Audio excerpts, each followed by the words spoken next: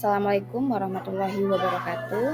Perkenalkan, saya Hesti Ramadeni, SPD, calon guru penggerak angkatan 11 dari D193 Pekanbaru Riau. Kali ini saya akan menjelaskan tugas saya, yaitu koneksi antar materi modul 2.3 coaching dalam supervisi akademik. Tujuan pembelajaran: calon guru penggerak menjelaskan dan menyimpulkan kaitan materi yang diperoleh dan membuat refleksi berdasarkan pemahaman yang dibangun selama modul 2 dalam berbagai media. A. Pemikiran reflektif terkait pengalaman belajar. Yang pertama, pengalaman materi pembelajaran yang baru saja diperoleh. Di modul 2.3 ini, yaitu coaching untuk supervisi akademik, saya belajar tentang penerapan teknik coaching dalam supervisi untuk memperdayakan guru dan juga mendorong mereka mencapai potensi yang maksimal. Dan pendekatan yang digunakan adalah coaching yang memiliki 3 prinsip utama. Yang pertama, kemitraan. Yang kedua, proses kreatif. Yang ketiga, memaksimalkan potensi. Potensi inti harus dimiliki dalam coaching meliputi kehadiran penuh, yaitu mendengarkan aktif dan mengajukan pertanyaan yang berbobot, percakapan, basis coaching mengikuti alur cerita, yaitu tujuan, identitas, rencana aksi, dan tanggung jawab. Supervisi akademik ini terdiri dari 3 tahapan. Yang pertama, pra-observasi atau perencanaan. Yang kedua, observasi, yaitu pelaksanaan. Yang ketiga, pasca observasi. Yang kedua, emosi-emosi yang dirasakan terkait pengalaman belajar. Yang pertama, cemas dan khawatir. Sebelumnya saya mempelajari dan mengetahui isi materi dalam modul ini. Tentunya saya merasa cemas dan khawatir karena takut tidak mampu dalam memahami dan mengaplikasikannya. Yang kemudian tertarik. Setelah saya mempelajari dalam eksplorasi konsep, saya mulai tertarik dalam mendalami isi dari modul ini. Kemudian optimis. Saya akan mencoba untuk optimis dalam mengaplikasikannya di sekolah tempat saya mengajar. Yang ketiga, apa yang sudah baik berkaitan dengan keterlibatan dirinya dalam proses belajar. Saya telah mencoba menerapkan beberapa teknik coaching saat mempraktekkannya dalam ruang kolaborasi maupun demonstrasi kontekstual dengan menggunakan alur cerita dan prinsip coaching. Baik saat saya berperan sebagai coach, coachee, atau observer. Yang keempat, apa yang perlu diperbaiki terkait dengan keterlibatan dirinya dalam proses belajar. Di diri saya pribadi, saya perlu meningkatkan kemampuan dalam merancang sesi coaching yang lebih terstruktur dan fokus sesuai alur cerita. Dan juga saya merasa cakapan coaching masih belum mencapai kedalam yang diharapkan. Yang kelima, keterkaitan terhadap kompetensi dan kematangan diri pribadi. Materi ini sangat menarik dan relevan dengan kompetensi saya sebagai seorang pendidik dan pemimpin pembelajaran. Ini semua sangat membantu saya menjadi lebih efektif dalam memberikan supervisi yang memberdayakan dan mendukung perkembangan profesional perangkat. B. Analisis untuk implementasi dalam konteks calon guru penggerak.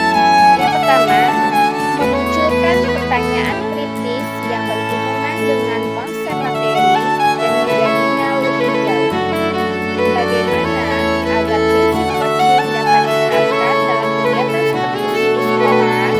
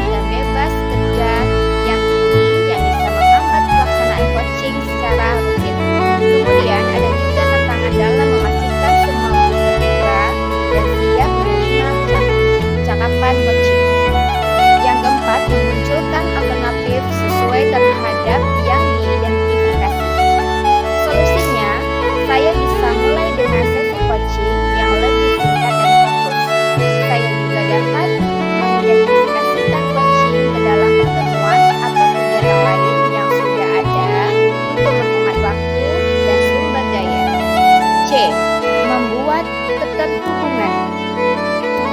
Yang pertama, pengalaman masa lalu. Saya pernah disupervisi oleh kepala sekolah, tetapi kegiatan ini hanya sekedar memenuhi kewajiban tanpa memahami makna supervisi yang sebenarnya. Supervisi akademik hanya dilakukan saat kepala sekolah mengobservasi kelas tanpa kegiatan pro-observasi dan praktikal observasi, sehingga hasilnya sekedar penilaian guru saja. Yang kedua, penerapan di masa mendatang. Supaya proses ini dilakukan secara menyeluruh dan berkesinambungan terhadap tahap pra-observasi, observasi, dan pasca-observasi. Dengan pendekatan coaching yang berfokus pada penyertaan, proses kreatif, dan memaksimalkan potensi, diharapkan supervisi dapat memberikan dampak positif yang nyata bagi mengembangkan kompetensi guru. Melalui supervisi yang bermakna, guru akan mendapatkan umpan balik yang konstruktif dan relevan agar dapat terus meningkatkan kualitas pembelajarannya yang berpihak pada murid. Yang ketiga, konsep atau praktik baik yang dilakukan dari mulai dengan telah dipelajari. Pertama, modul 2.1. Dalam pembelajaran berdiferensiasi, murid dikelompokkan berdasarkan kesalahan belajarnya agar memaksimalkan potensi yang dimiliki. Begitu pula dengan praktik baik coaching yang harus memaksimalkan potensi coaching agar dapat menemukan sendiri solusi atas permasalahan yang dihadapi. Kemudian modul 2.2 dalam pembelajaran emosional terdapat teknik stop dan mindfulness yang dilakukan untuk mendapat dan membuat suasana menjadi lebih kondusif. Saat melakukan coaching, seorang coach harus menerapkan teknik tersebut agar dapat fokus dan menunjuk kehadiran penuh saat melakukan coaching, proses coaching. Kemudian modul 2.3 yaitu coaching dalam supervisi akademik. Informasi yang didapat dari orang atau sumber lain di luar bahan ajar pendidikan guru penggerak. Saya mendapat banyak wawasan dari diskusi dengan rekan-rekan dan literatur tentang coaching yang memberikan perspektif tambahan tentang bagaimana mengatasi tantangan dalam supervisi akademik. Sekian pemaparan saya, semoga bermanfaat. Terima kasih. Salam guru penggerak. Sekian pemaparan saya, semoga bermanfaat. Terima kasih. Salam guru penggerak. Sekian pemaparan saya, semoga bermanfaat. Terima kasih.